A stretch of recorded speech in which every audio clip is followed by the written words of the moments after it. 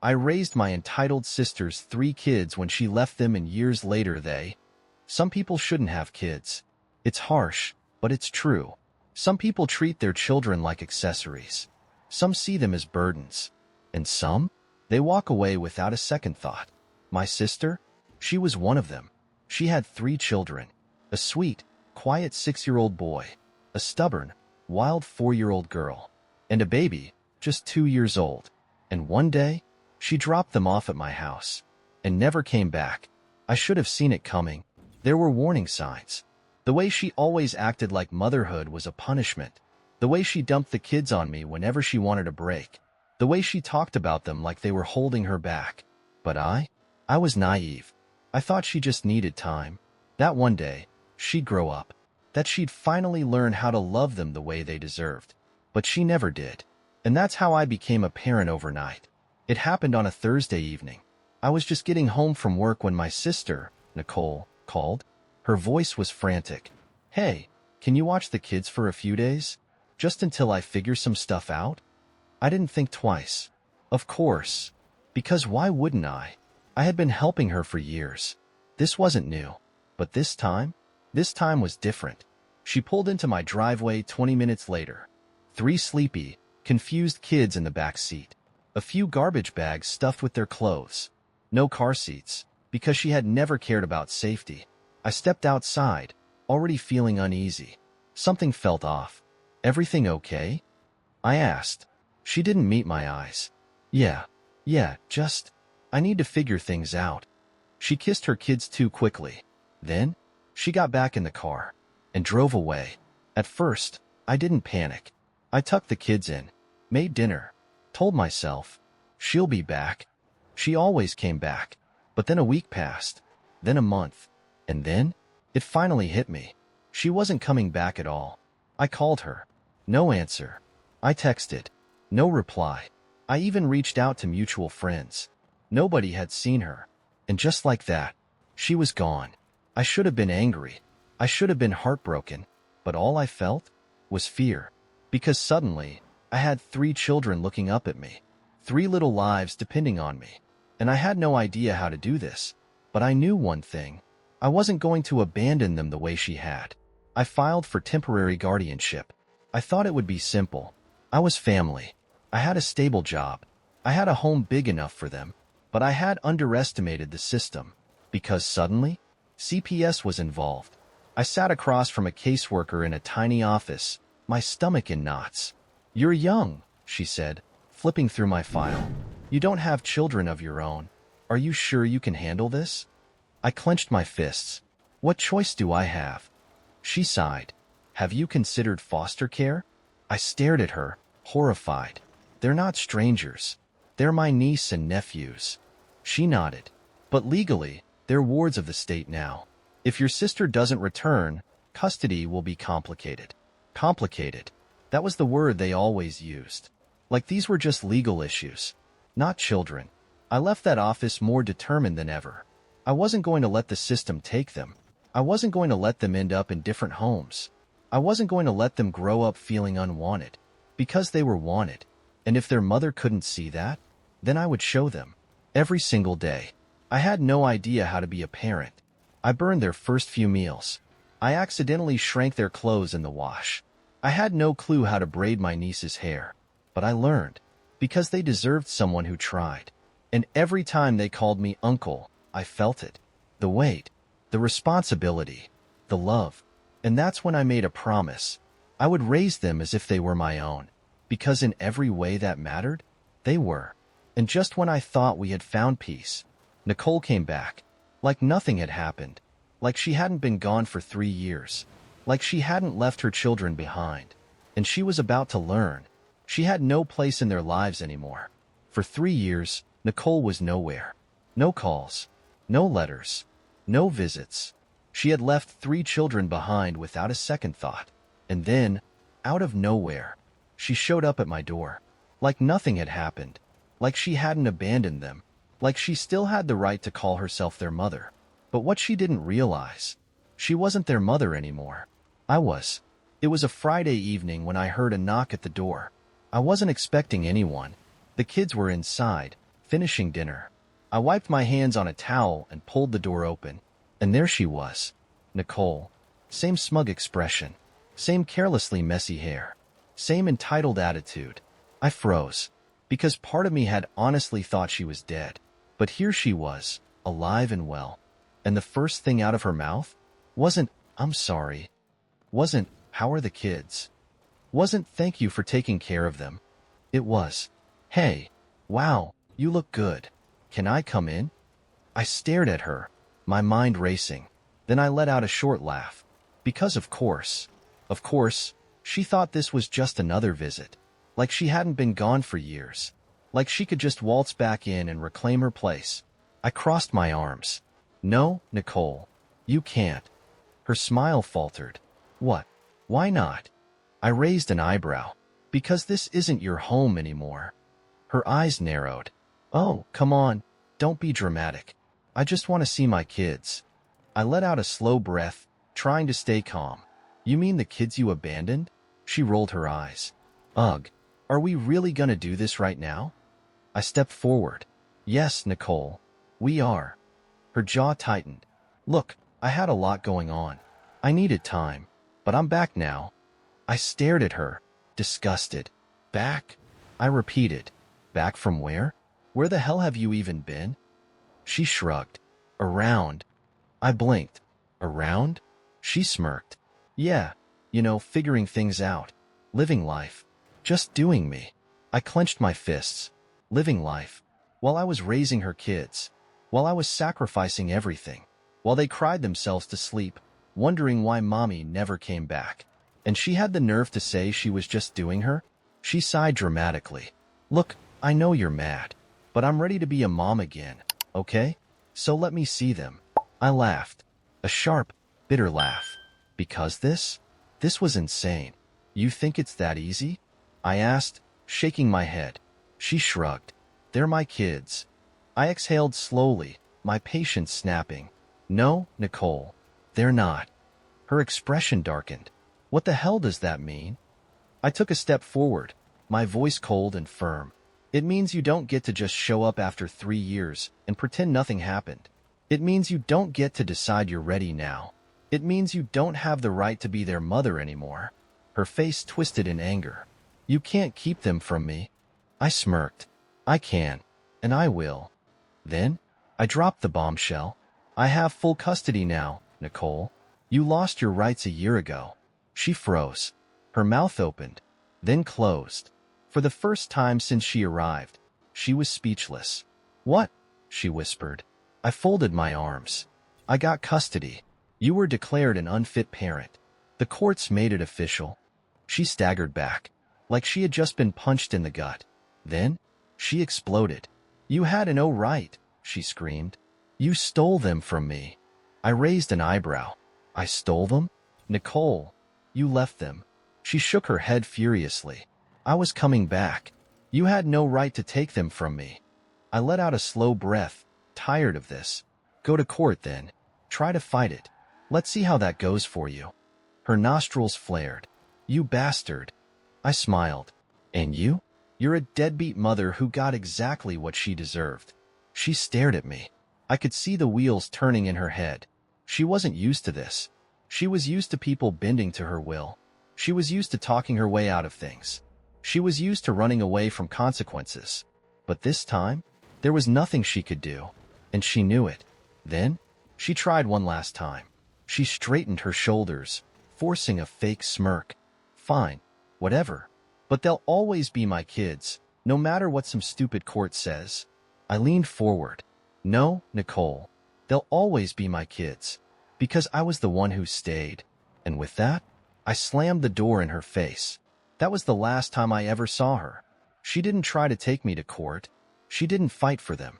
She just disappeared. Because in the end, she never really wanted to be a mother. She just didn't want to face the consequences of leaving. And me? I finally had peace. Because now, it was official. Those kids were mine. Forever. When Nicole walked away for the last time, I thought that was it. That things would finally settle. That the kids and I could finally move forward without the fear of her returning. And in some ways we did. There were no more unexpected knocks at the door.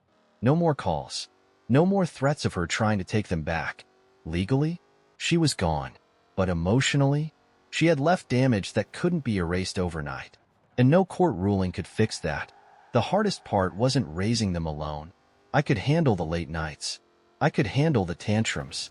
I could handle the constant exhaustion. What I wasn't prepared for was the questions. Because they always came. And each time, they hurt more than anything. Why didn't Mommy want us?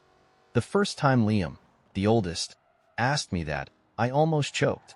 We were sitting on the couch, watching TV. It was casual, offhand, like he wasn't expecting a real answer. Like he had already accepted that he'd never get one. And that broke my heart. I put my arm around him, pulling him close. "It's not about you, buddy," I said softly. He stared at the floor. "But moms are supposed to love their kids." I swallowed hard. They are. But sometimes, people aren't who they're supposed to be. He was quiet, processing. Then, he sighed. "Yeah, I guess that makes sense." And just like that, he dropped it. Like he had learned not to expect too much. Like he had been disappointed too many times before. And that was what I wanted to fix. The middle child, Ava, was different. She wasn't sad. She was angry. She was 4 when Nicole left. Too young to understand. Too young to remember much. But as she got older, the memories started coming back. And when they did, so did the resentment. "Mommy is a bad person," she told me one night. I paused, caught off guard. She was 6 now, coloring at the kitchen table.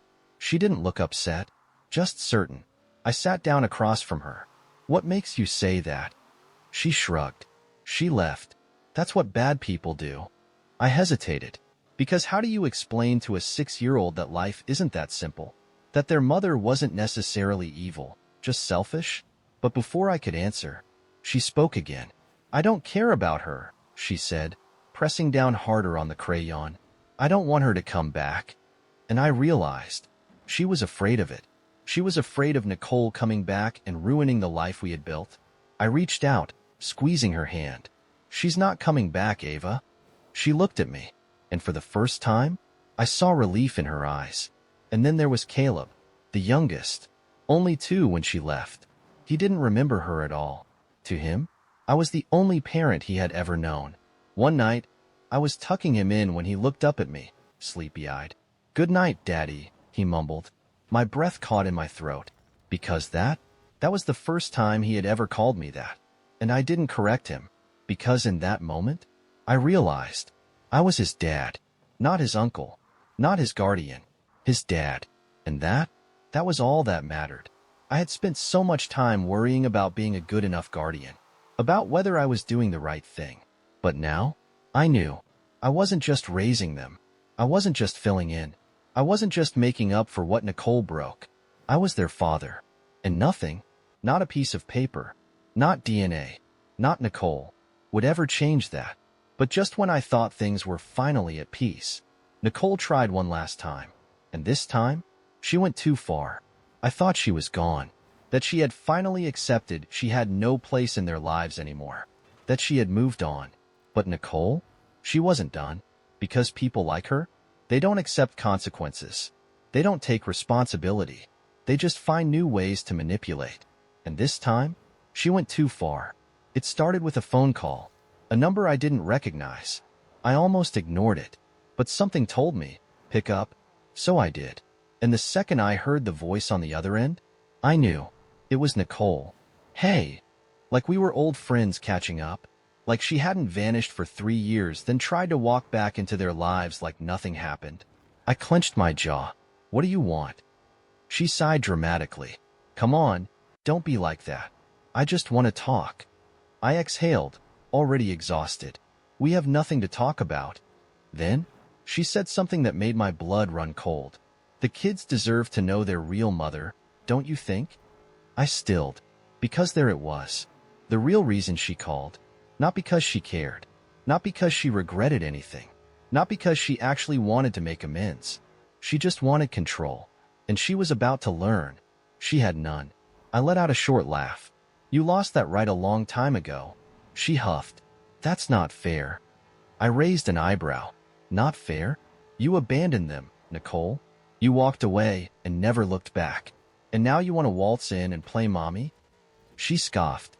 I didn't walk away. I just needed time. I gritted my teeth. 3 years, Nicole. Silence. Then, she tried to sweet-talk her way in. Look, I get that you're mad. And I appreciate you taking care of them. I really do. But they're still my kids. I snapped. No, Nicole. They're not. Her breath hitched. You can't just say that. I leaned forward. I don't have to say it. The courts already did. Silence. She hated hearing that. Because in her mind, she still had power. But now, she was finally seeing reality. And she couldn't stand it. Then, she tried her final move. The one thing she thought would break me. She dropped her voice to a soft, pathetic whisper. But don't you think they miss me? I clenched my fists.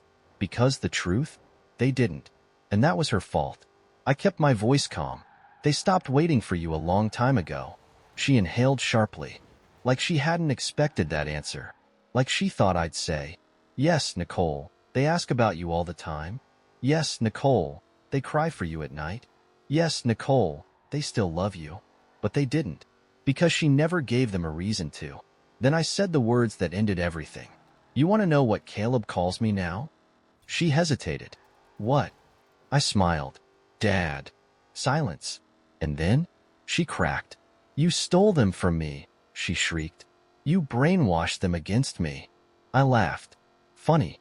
You can't brainwash kids into forgetting someone who was never there. She sputtered. She had nothing left. No legal power. No emotional leverage. No way to manipulate me. And she knew it. She exhaled, voice shaking with rage. You're gonna regret this. I smirked. No, Nicole, I won't. Then, I hung up, and that was the last time I ever heard from her. No more calls. No more unexpected visits. No more pathetic attempts to crawl back into their lives. Because she finally understood. She was nothing to them now. And they were finally, completely mine.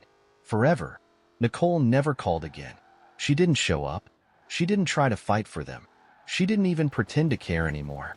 And honestly, that was the best thing she ever did for them. Because for the first time since she left, we had peace. We weren't waiting for the other shoe to drop. We weren't afraid of her coming back. We weren't living under the shadow of what if. We could just live. And that was when I realized we weren't just surviving anymore. We were a family. The change happened slowly. Fewer nightmares. Fewer questions about Nicole. More laughing. More nights filled with bedtime stories and silly dances in the kitchen. More mornings with pancakes and little feet running down the hallway. More of them trusting that I would always be there. No more hesitation. No more fear. Just us. One night, we were sitting at the dinner table, eating takeout. It was nothing special. Just another ordinary, peaceful night. Then, out of nowhere, Ava looked up from her plate. She tilted her head, thoughtful. Are we a real family? I blinked, caught off guard. Liam, the oldest, frowned. Of course we are. Ava twirled her fork, thinking. But we don't have a mom. Silence. Then, Caleb, the youngest, grinned. We have a dad. I froze. Because he wasn't talking about some future possibility. He wasn't saying it like it was wishful thinking. He was talking about me. Like it was the most natural thing in the world. Like he had never questioned it. Like he had always known. And that was the moment I knew. I smiled, swallowing the lump in my throat. Yeah, buddy. You do. Ava grinned. Liam nodded. And just like that, it was official. We weren't just an arrangement. We weren't just guardianship papers. We weren't just what was left after Nicole walked away. We were a family. And nothing, not biology, not legal documents, not Nicole's past mistakes, would ever change that. I was their father. They were my kids. And for the first time in my life, I felt complete. Not because I had planned for this. Not because I had wanted it from the beginning. Not because it was what I thought my life would be. But because they had chosen me. And I had chosen them. And that was all that mattered.